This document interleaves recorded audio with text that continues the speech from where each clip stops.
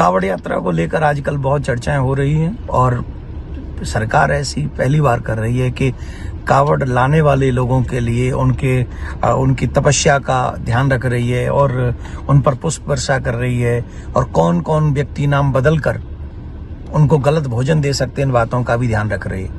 लेकिन दुख की बात यह है काफी लोग राजनीति कर रहे हैं इस बात पे।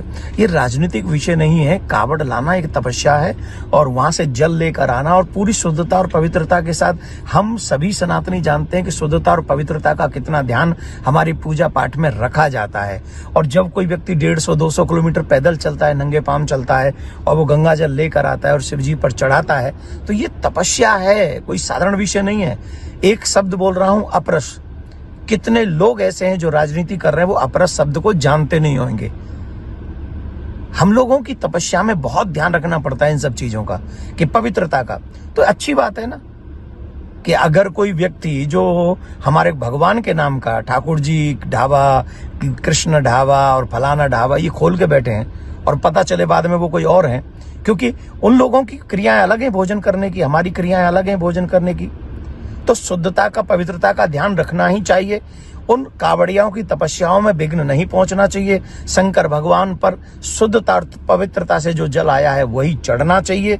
और ये बहुत उचित ये बात है कि इस बात को सभी के लिए बताना पड़ेगा कि आप कौन हैं, और बताना चाहिए। पहली बात तो अगर हिंदू मुस्लिम भाई भाई हैं तो हमारे मुसलमान भाइयों को आवश्यकता क्या पड़ी है कि वो ढाबा उस समय खोलें, या अगर हैं तो उन्हें लिखना चाहिए कि भैया आप हमारे बड़े भाई हो और आपकी शिव पूजा में बड़ा ध्यान रखना पड़ता है। जैसे आपकी मक्का मदीना में कितना ध्यान रखना पड़ता है, कितनी चीजों का ध्यान रखना पड़ता है जब मक्का जाते हैं आप लोग।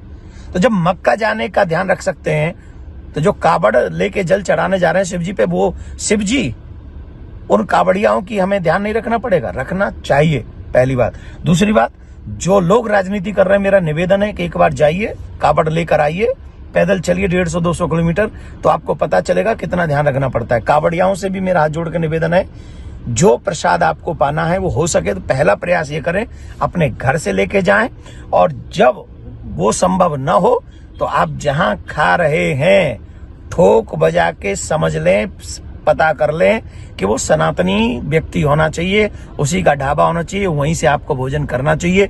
यही मैं आप सबसे निवेदन करता हूं और धन्यवाद देता हूं भारत, हमारे उत्तर प्रदेश की सरकार को, जिन्होंने अपना नाम अपना काम दोनों पोस्टर पे लिखने के लिए कहा है। धन्यवाद, बहुत बहुत साधुवाद। हर हर महादेव।